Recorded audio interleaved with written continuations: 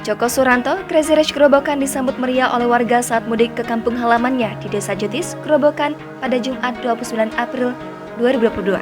Warga begitu senang dan berterima kasih pada Joko Suranto yang membangun jalan sepanjang 1,8 km pakai uang pribadinya.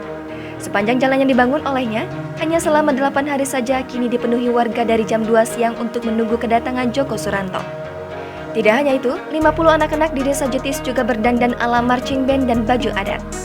Selain itu, warga juga menyiapkan beragam hidangan rumahan seperti sayur mayur, ikan goreng, ayam goreng, tempe goreng, sambal yang ditata rapi di atas jalan depan rumah Joko Suranto. Selain itu, ibu-ibu sekitar Desa Jetis secara berkelompok memainkan rebana dan terbangan.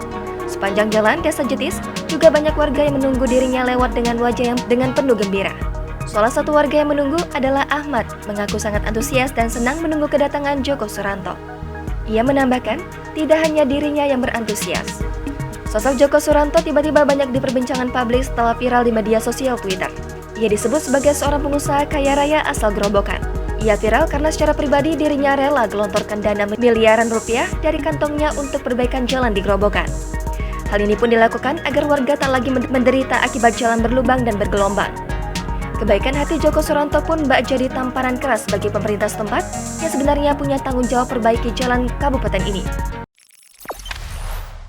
Jangan lupa subscribe, share, komen, dan like ya!